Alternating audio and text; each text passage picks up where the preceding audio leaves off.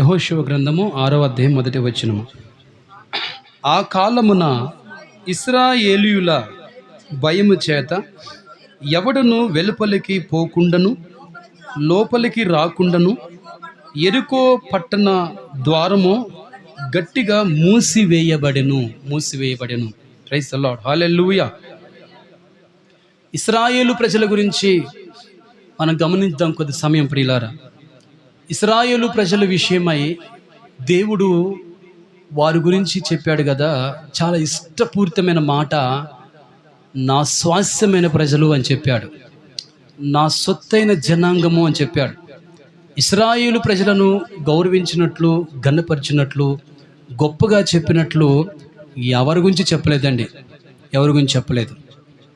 ఇశ్రాయేలు ప్రజల కొరకు నాయకుని నిలబెట్టిన, సేవకుని నిలబెట్టిన, న్యాయాధిపతి నిలబెట్టిన, రాజును నిలబెట్టిన, రాజులను అభిషేకించి నిలబెట్టాడు, సేవకులను అభిషేకించి నిలబెట్టాడు, న్యాయాధిపతులను కూడా ఎన్నిక చేసి న్యాయ విధులు ఆజ్ఞలను పాటించాలని చెప్పేసి కట్టడి ప్రకారంగా పద్ధతి ప్రకారంగా నియమించాడు.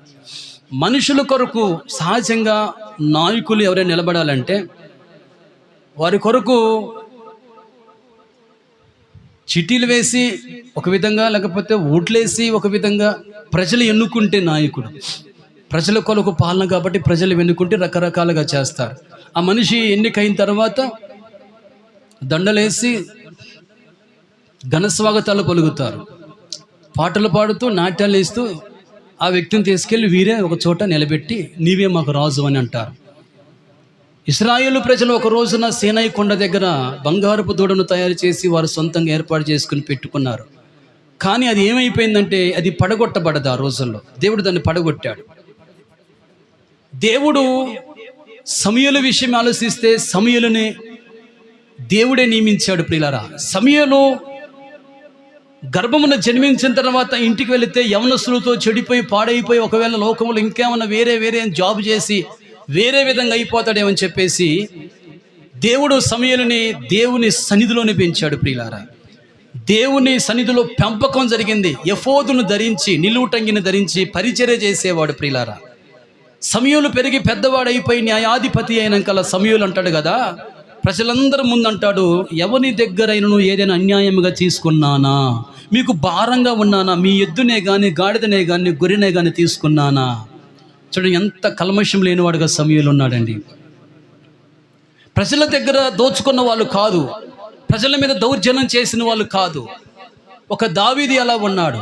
ఒక ఏలియాను అభిషేకించి మరణపేక్ష కలిగిన వాడై ఉండి బ్రదరే వృక్షం కింద ఏలియా కూర్చున్నప్పుడు మొదటిగా కాకుల ద్వారా ఆహారం పంపించాడండి. దేవుడు ఒక మనిషిని నియమించినప్పుడు దేవుడే ఆహారం పెడతాడు, దేవుడే నీళ్ళు ఇస్తాడు. ఎక్కడ ఆహారం దొరికిద్దో చెప్పిండు, నీళ్ళు ఎక్కడ దొరికితే చెప్పిండు, ఈ నీళ్ళు తాగు, ఈ వాగులో నీళ్లు తాగు అని చెప్పాడు. ఈ కాకులు ఆహారం తినన్నాడు.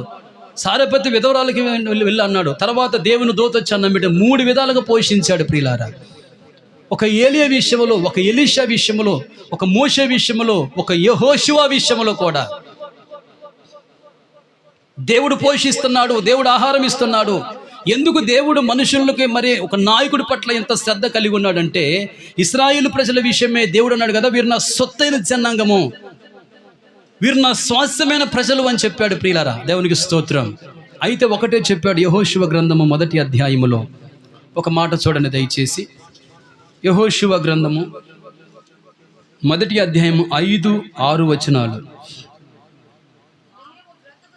నీవు బ్రతుకు దినములన్నిటను ఏ మనుషుడును నీ ఎదుట నిలవలేక ఉండును.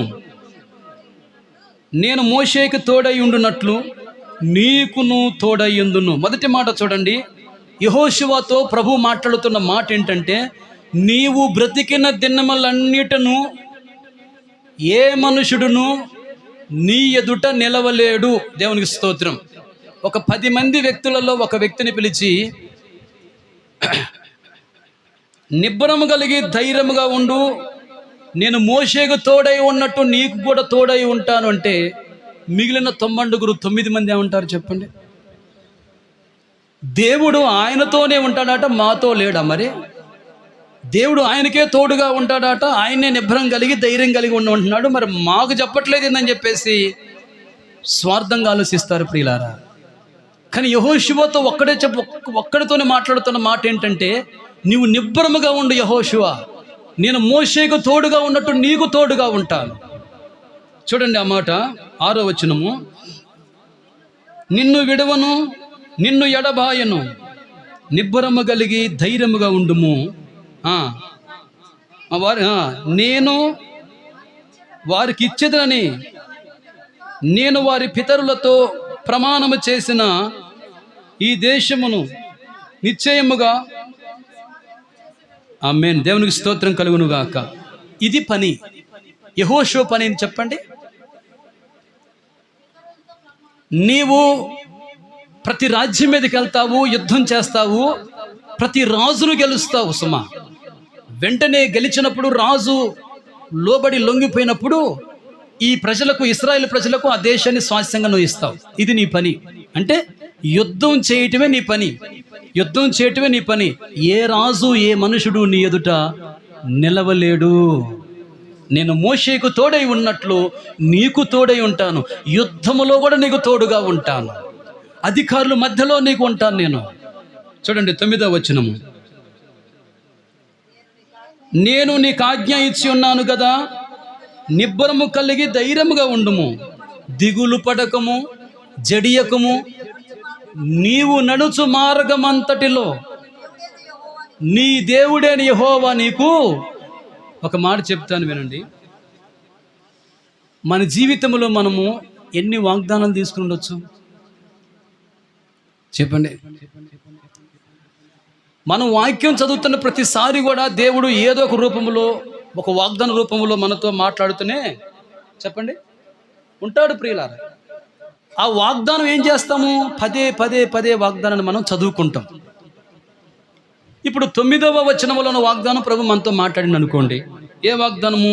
9వ వచనంలో ధైర్యంగా ఉండుము. ఈ మాట ఉంటుంది. ఏ మాట? అదొక వాగ్దానం. కింద ఇంకో 2వ వాగ్దానం, నీవు నడుచు మార్గం అంతటిలో. మొదటి వాగ్దానం ఏముంది?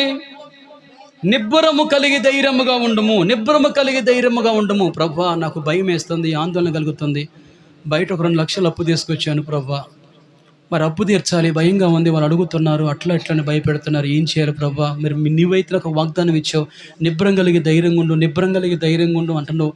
మరి నాకు ధైర్యం సరిపోవట్ల. ఈ వాగ్దానం మరి యెహోషువకి ఇచ్చినట్లుగా నాకు కూడా ఇచ్చావుగా ప్రభా.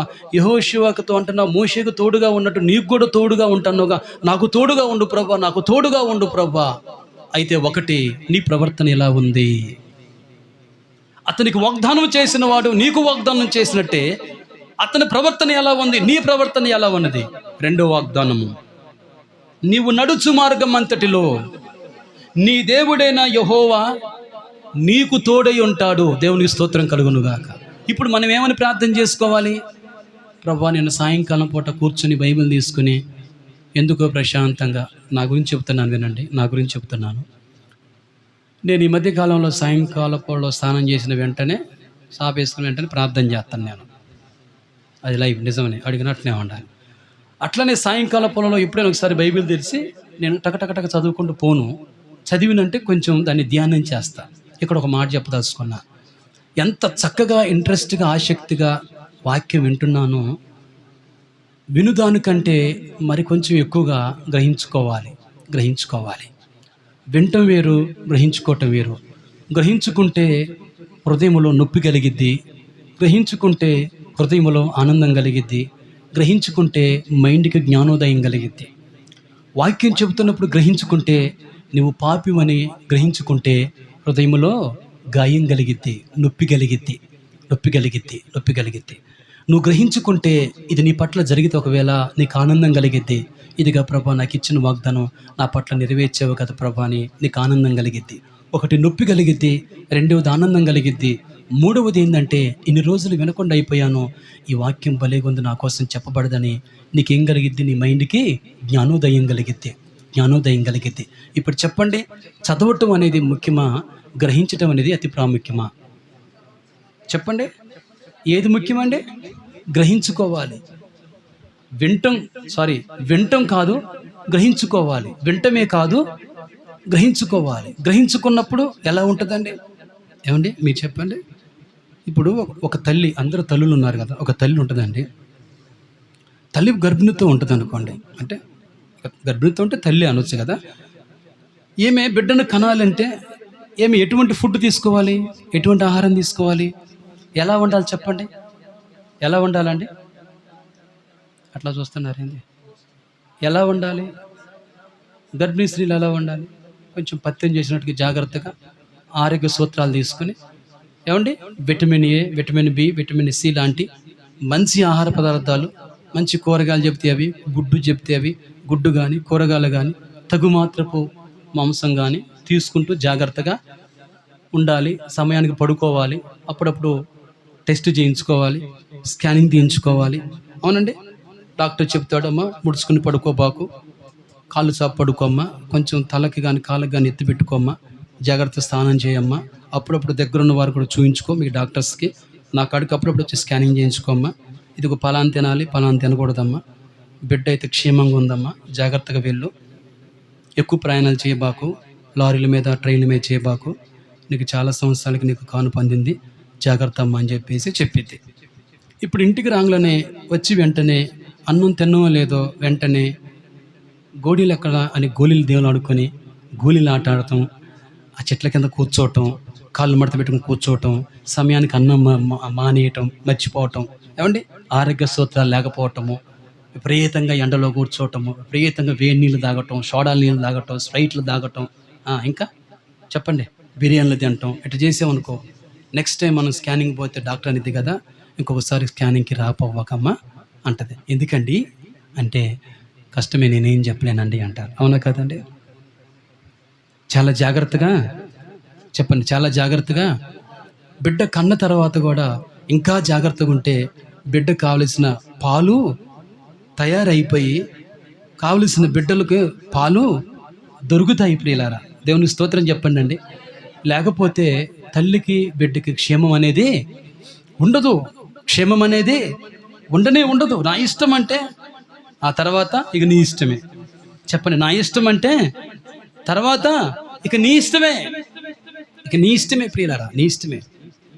గమనించండి, అప్పుడప్పుడు సాయంకాలం వేసే సమయంలో నేను స్నానం చేసి వాక్యం చదువుకుంటాను చెప్పాను కదా, అలా కూర్చొని మొదటి అధ్యాయం నుంచి అలా చదువుకుంటూ వెళుతున్నప్పుడు రెండో మైండ్ కూడా పనిచేసిద్ది. నాకు తెలుసా మీకు? ఒక మైండ్ చదువుతూ ఉంటుంది, రెండో మైండ్ ఏం చేసిద్ది అంటే ధ్యానం చేసిద్ది. ధ్యానం చేస్తున్నప్పుడు ఇప్పుడు ఈ గ్రంథకర్త తన గురించి మాట్లాడుతున్నాడా, వేరొకరి గురించి మాట్లాడుతున్నాడా?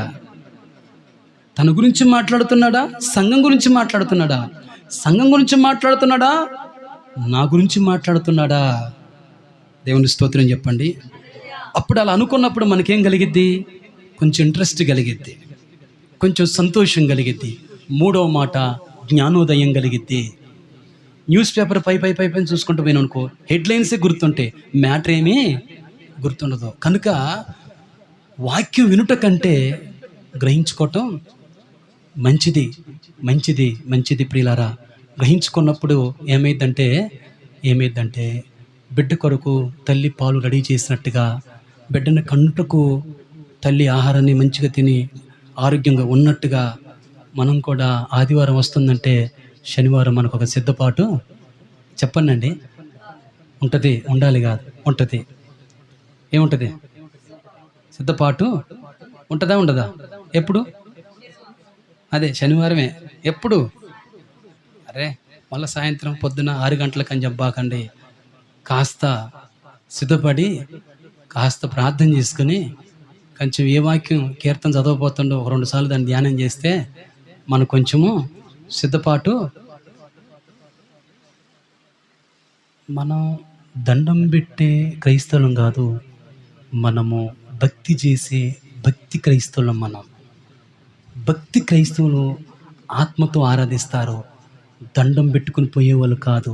దండం పెట్టుకుని పోయేవాళ్ళు అయితే ఇంతవరకు ఎవరుండ్రో, ఇప్పటిదాకా ఎవరుండ్రో, మీరందరూ ఎప్పుడూ వెళ్ళిపోయేవాళ్ళే. ఇక్కడ ఒక విగ్రహం పెడితే మీరు ఎప్పుడో వెళ్ళిపోయేవాళ్ళే. భక్తి కలిగిన జనాలు ఏం చేస్తారంటే రేపేం వాక్యం చెప్తాడని ముందుగానే ఏం చెప్తారమ్మా? అప్పుడైతే సీడీ ప్లేయర్లు ఉండేవి, అంతేనా? సీడీ ప్లేయర్లేనా? డివిడీలు, సీడీ ప్లేయర్లు, విసిడీలు ఉంటే ఆ క్యాసెట్ వేసి, సినిమా క్యాసెట్ వేసి చికెన్ పకోడీలు తినుకుంటా పొద్దాగా తిని చూసి చూసి చూసి చూసి మళ్ళీ తెల్లారి కళ్ళన్నీ ముఖం తొబ్బిందాక బండి చిన్నగా ముఖం పంటి దెబ్బ తగలకుండా బ్రష్ చేసి, సబ్బు కూడా ఒంటికి రాత్రి ఇబ్బంది అయిద్దని సబ్బు రాసి స్నానం చేసి అమ్మా అనుకుంటే ఎట్టొస్తారో చర్చిలోకి అయితే కదండి. ఏమండి చెప్పండి అండి. రేపు ఆదివారం ఎంతమందికి గుర్తుందండి? నిజం చెప్పండి. గుండెల్లో భయం కలిగిన వాళ్ళు సిద్ధపడి ప్రార్థన చేసి ఎంతమంది వచ్చారండి? మీరు ఇక్కడికి వచ్చి చర్చి ముందు ప్రార్థన చేయొద్దు, మీకు దెబ్బలు పడతాయి. మీరు ఇంటి దగ్గర ప్రార్థన చేసి రావాలి. ఇంటి దగ్గర ప్రార్థన చేసి వచ్చి చర్చి లోపలికి వచ్చి ముందుగా ఇక్కడ మోకాళ్ళు వేసి వచ్చే వాళ్ళందరి కోసం మీరు ప్రార్థన చేయాలి. ఈ భక్తి నా ముందు చూపించవద్దు, మీరు అది ఇంటి దగ్గర కనపడాలి. దేవునికి స్తోత్రం చెప్పండి. హల్లెలూయా. ఇశ్రాయేలు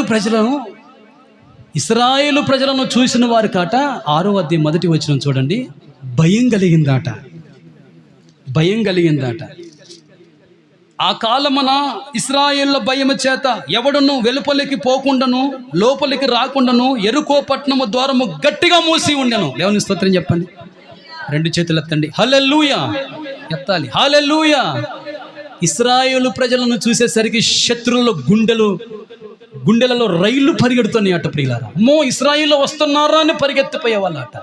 ఇశ్రాయేలు ప్రజలను చూసేసరికి భయం కలిగేది అట్ట ప్రియులారా. భయం అంటే ఏంటండి? భయం ఎత్తుందండి అంటారా? అమ్మో భయం ఎత్తుందండి అంటారు ప్రియులారా. దేవుడు చెప్పాడు, యెహోషువతో ఏమని చెప్పాడండి? 5వ వచనంలో ఏమని చెప్పాడండి? నేను మోషేకు తోడుగా ఉన్నట్టు నీకు తోడుగా ఉంటానని చెప్పాడు ప్రియులారా. ఆ తర్వాత 6వ వచనంలో నిబ్రమ కలిగి ధైర్యముగా ఉండు. 9వ వచనంలో నీవు నడుచు మార్గం అంతట్లో నీ దేవుడైన యెహోవా నీకు తోడుగా ఉంటాడని చెప్పాడు. ఒక నాయకుడికి దేవుడు తోడుగా ఉన్నాడు. ఒక నాయకుడు పక్షమున దేవుడు ఉన్నాడు. ఒక నాయకుడితో దేవుడు ఒక బలమైన ఒక నిశ్చయము చేసుకున్నాడు. నీకు తోడుగా ఉంటాను. నిబ్బరము కలిగుండు, ధైర్యము కలిగుండు. నీ ముందు ఏ మనుషుడు నిలవలేడు, ఎవ్వరు నిలవలేరు. నీ దేవుడైన యెహోవాను నేనే ఐగుప్తు నుండి ఇశ్రాయేలు ప్రజలను విడిపించిన వాడు నేనే చెప్పినప్పుడు, ఇశ్రాయేలు ప్రజలకి ఈ మాట చెప్పినప్పుడు ఇక పాదని చెప్పేసి యెరికో చుట్టూ కమ్మారండి. ఏ చుట్టూ అండి? యెరికో పట్టణం చుట్టూ కమ్మారండి. దేవుడు చెప్పిన ప్రకారంగా. అబ్బాయి, యాజకులు మాత్రమే మందసం ఎత్తుకోవాలి. యాజకులు మాత్రమే ముందుకు నడవాలి. లేవీలు ముందు నడుస్తున్నప్పుడు ఆ తర్వాత లేవీలలో కొందరు బోరలు ఓదాలి. ఆ తర్వాత వెనక కొంతమంది కేకలు వేయాలి. ఆ తర్వాత కొందరు వెనక ధ్వని చెయ్యాలి అని చెప్పాడు. దేవుడు చెప్పిన ప్రకారంగా ఫస్ట్ యెహోషువ వేగులు వారిని కొందరిని యెరికోకు పంపించాడు ప్రియులారా. యెరికోకు వెళ్ళి చుట్టూ చూశారు. వాళ్ళు తినే ఆహారము చూశారు, వారు నడిచేది, వారు పడుకునేది, వారి విధానం, వారి ఎత్తు, వారి బలం ఎక్కడుందో, వారి శక్తి ఎందో, వారి చుట్టూ ప్రహారీ గోడ ఎంత బలంగా ఉందో, వారి కోట గోడలు ఎంత బలంగా ఉన్నాయో, జయిస్తామా లేదా, నాయకుడు పంపించిన యెహోషువ, ఇవన్నీ చూశారండి. చివరికి వస్తున్నప్పుడు కొంతమంది వేగులు వారిని చూసి పట్టుకొండ్రా వీరిని అన్నట్టుగా పరిగెత్తుకుని వస్తున్నారు. వేగులు వారు ఏం చేయాలో అర్థం కాక ప్రియులారా అటు ఇటు చూసేసరికి యెరికో కోట గోడ మీద వేశ్య ఒకటి ఉంది. వేశ్య ఒకటి ఉంటే ఆమె కాడికి వెళ్ళేసరికి పరిస్థితి విడమనిసి చెప్పినప్పుడు వేశ్య ఏం చేసిందంటే యెహోషువ నాయకుడు పంపిన వేగులు వారినాట అటుకు మీద దాచి జమ్ము గప్పిందట. జస్ట్ సింపుల్గా చెప్తున్నా వినండి. వారు పరిగెత్తుకుని వచ్చేసి పిలిచారే, ఒకవేళ ఓ వేశ్య అన్నారు, లేకపోతే ఓ రాహాబు అని పిలిచారు. ఒకవేళ అయ్యా చెప్పండి అన్నదేమో గోడ మేంచి, ఎవడో వచ్చింది చెప్పు, వారిని అనుభవించాలి, వారిని చంపాలి, కొట్టాలి చెప్పు అని కేకలు వేశారు. ఒకవేళ ప్రియులారు ఇటు నుంచి వెళ్ళారు, మీరు పరిగెత్తుకొని వెళ్తే తెల్లారుజాముకలు పట్టుకోవచ్చని తప్పుడు ఒక మార్గం చూపిస్తే పరుగున వెళ్ళిపోయారు. సాయంకాలం వెళ్ళే సమయంలో యెరికో గేట్లు మూయబడ్డాయి ప్రియులారా. వెంటనే రాహాబు పిలిచి అయ్యలారా, అమ్మా ఏంటంటే దొండకులు వెళ్ళిపోయారు, మీ దారిని మీరు వెళ్ళిపోవచ్చు అంటే, అమ్మ చాలా వందనాలమ్మ అంటే, మీ దేవుడైన యెహోవా గొప్పవాడు, మీరు ఇరుకు పట్టణాన్ని పట్టుకోవటానికి వచ్చారు, దీన్ని ఎట్లయినా తగలబెడతారు కదా, మరి నా పరిస్థితి ఏందన్నదా అనేసరికి అప్పుడు వేగుల వారు ఎర్రటి దారం ఇచ్చి కిటికీ కట్టుకో అమ్మా, యుద్ధానికి మేము వచ్చినప్పుడు ఆ ఎర్రటి దారము చూసి నిన్ను గుర్తుపట్టి నిన్ను, నీ కుటుంబాన్ని, నీ గొర్రెలను, నీ గాడిదలను, నీ కుటుంబాన్ని రక్షిస్తామమ్మా అంటే నిజమని ప్రమాణం వేసుకున్నారు. ప్రమాణం చేయించుకుని వేరే మార్గమున వేరుగురు వారిని పంపించారు. ఈ సమాచారం తీసుకువెళ్ళిపోయి యెహోషువ చెవిని వేశారు. ప్రియులారా, యెహోషువ ఈ మాట విని వెంటనే యాజకులను సిద్ధపరిచిండు, బోర్లు ఊదేవారిని సిద్ధపరిచిండు, కేకలు వేసేవారిని సిద్ధపరిచిండు, ప్రతిధ్వనం ధ్వని చేసేవారిని సిద్ధపరిచిండు. మీరు ముందు వెళ్ళండి, మేము వెనక వస్తామని చెప్పేసి అన్నారు. ఇశ్రాయేలు ప్రజలమంతా కూడా లక్షల మంది పరిగెడుతూ వస్తూ ఉన్నారు, నడుచుకుంటూ వస్తున్నారు, వీరు ముందు వస్తున్నారు. దేవుడు చెప్పిన ప్రకారంగా ఎరుకో పట్టణము చుట్టూ గోడ ఉంది. ఆ గోడ చుట్టూ 7 రోజులు మందసము మోసుకుంటూ యాజకులు తిరిగారు. తర్వాత బోరలు ఊదారు, తర్వాత కేకలు వేశారు, తర్వాత ధ్వని చేశారు. ప్రియులారా, ఏడవ రోజున 7 సార్లు తిరిగారు, 7 సార్లు ఊదారు, 7 సార్లు కేకలేశారు, 7 సార్లు ధ్వని చేశారు. ఏడవసారి ఎరుకో చుట్టూ ఉన్న ఎరుకో గోడ ఈ కేకలకి, అరుపులకి, స్తోత్రాలకి, ప్రతి గానాలకి, ఇదిగో ఈ బోర్ల శబ్దానికి ఎరుకో కోట గోడ కూలిపోయింది. దేవుని స్తోత్రం చెప్పండి, ఒకసారి చెప్పండి, గట్టిగా చెప్పండి. మన స్తుతుల పైన ఆయన సింహాసనం వేసేవాడు. ఎప్పుడైతే కోట గోడ పట్ కూలిపోయిందో వెంటనే యెహోషువ చెప్పిన ప్రకారంగా వెంటనే ఆ గోడ అంతా ఎక్కి లోపలికి వెళ్ళిపోయి ఏం జరిగిందో తెలుసా? మీకు చూపిస్తాను. 20వ వచనంలో, 6వ అధ్యాయం 20వ వచనం, యెహోషువ గ్రంథము. యాజకులు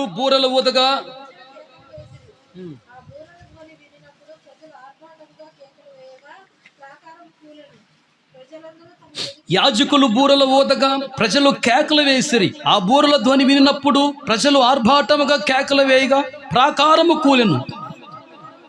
ప్రజలందరూ తమ ఎదుటికి చక్కగా ప్రాకారం ఎక్కి పట్టణమును పట్టుకునిరి. వారు పురుషులేమి, స్త్రీలేమి, చిన్న పెద్దలందరినీ, ఎద్దులను, గొర్రెలను, గాడిదలను, ఆ పట్టణంలోని సమస్తమును కత్తివాత, ఎక్కడ యుద్ధం జరిగేది అక్కడే జరుగుతుంది. పురుషులు విడిచిపెట్టట్ల, స్త్రీలు విడిచిపెట్టట్ల, పిల్లలు విడిచిపెట్టట్ల, ఎద్దులు విడిచిపెట్టల, గాడిదలు విడిచిపెట్టల, గొర్రెలు విడిచిపెట్టల. పూర్ణ యుద్ధం జరుగుతున్నప్పుడు యెహోషువకు ఒకటే గుర్తొచ్చేసింది. ఇద్దరు పిలిచిండారా, ఇదేనా ఎరుకో, ఇదేనాయన, మరి మనతో ఒకరు వాగ్దానం చేశారు కదా, రాహాబు, వెళ్ళండి, యుద్ధం జరుగుతుంది కదా, ఏం కాదు వెళ్ళండి.